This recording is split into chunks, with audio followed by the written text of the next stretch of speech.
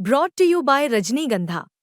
यूं ही नहीं ताज ताज बन जाता है, शिल्पकारों का हुनर और चुनिंदा संगमरमर ताज को नायाब बनाते हैं। कुछ ऐसे ही चुनिंदा जगहों से बस खास ही चुनकर लाता हूँ। कतरे कतरे को मैं हीरे सा परखता हूँ। यूं ही नहीं मैं रजनीगंधा बन जाता हूँ।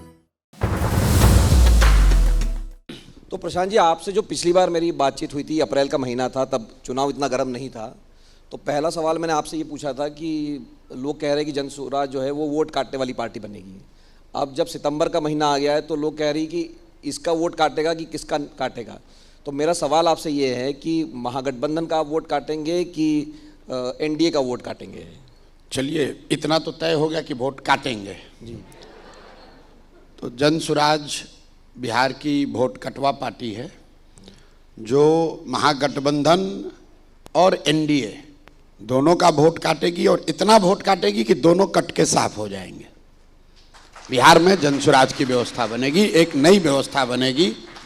और सिर्फ बिहार के नज़रिए से नहीं, आप तो बहुत, आपका लंबा अनुभव रहा है पत्रकारिता में। मुझे लगता है कि 1990 के मंडल की घटना के बाद हिंदी हार्टलैंड की ये सबसे बड़ी राजनीतिक घटना होगी जब नवंबर में जन स्वराज की यहाँ व्यवस्था बनेगी।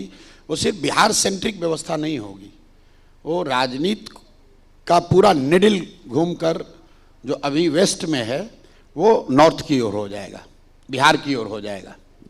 नहीं, क्योंकि लोगों की चर्चा ये है, मतलब दोनों पार्टियों का अपना अपना आकलन है कि भाई जो सबसे ज़्यादा नुकसान जो है प्रशांत किशोर जेडीयू को पहुंचाएंगे, क्योंकि महागठबंधन वोट अपना मुसलमान यादव वाला पक्का है, बीजेपी का पक्का है। सबसे ज़्यादा वोट काटेगा वो जेडीयू का, जो चिराग पासवान ने भूमिका निभाई थी वो। मेरे भाई, आप लोग ही आकलन कर रहे थे शुरुआती 2 साल जब मैं पैदल चल रहा था और समाज के सभी वर्गों की बात कर रहा था जिसमें मुसलमानों की भी भूमिका है।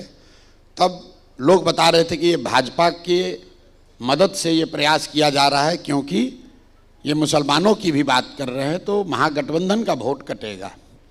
आज वही महागठबंधन वाले कह रहे हैं कि हम ये भाजपा का, एनडीए का, जदयू का वोट काटेंगे।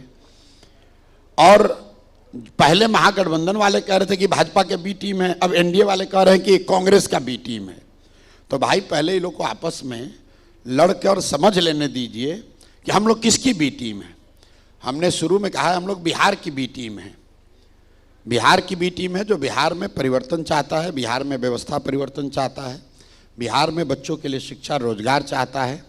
स्वाभाविक तौर पर जिनको मुफ्तखोरी की आदत लगी हुई है, राजनीतिक मुफ्तखोरी की जिसको आदत है, इसका मतलब यह है कि पिछले कई वर्षों से बिहार में एक बहुत बड़ा वर्ग लालू जी के डर से नीतीश और भाजपा को, और भाजपा के डर से खासकर मुसलमान लालू जी को वोट देता रहा है। ये इनके वोटर नहीं है, ये नेगेटिव वोटिंग होती है। अब पहली बार इन वर्गों के पास एक नया विकल्प दिख रहा है जिसका नाम है जन स्वराज। मैं ये भी कैमरे पर मान रहा हूँ कि जरूरी नहीं है कि हर वो व्यक्ति जो विकल्प चाहता है, बदलाव चाहता है, वो जन स्वराज को वोट दे दे, ये जरूरी नहीं है। लेकिन बदलाव चाहने वालों की संख्या बहुत बड़ी है, और जो लोग बदलाव चाह रहे हैं वो निश्चित तौर पर ये तो जरूर चाहते हैं कि जो अभी इनकम्बेंट है उसको हटाएंगे, तो उस हिसाब से एनडीए गया।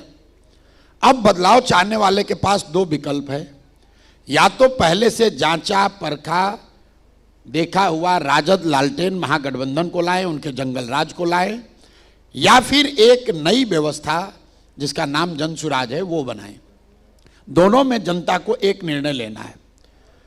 जो लोग महागठबंधन को वोट देना चाहते हैं उनको ये समझना होगा कि क्या जो दल, जो गठबंधन 15 साल यहाँ जंगल राज के लिए जाना गया, क्या वो सुधर जाएंगे?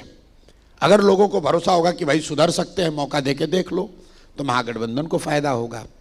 और अगर लोगों को लगेगा नहीं भाई ये सुधरने वाले नहीं लोग हैं, तो उनको दूसरा लेना है कि ये नया जो प्रयास हो रहा है इन पर दाव लगाएं, और they have to take a leap of faith कि नहीं, नया है लेकिन इस पर भरोसा किया जा सकता है।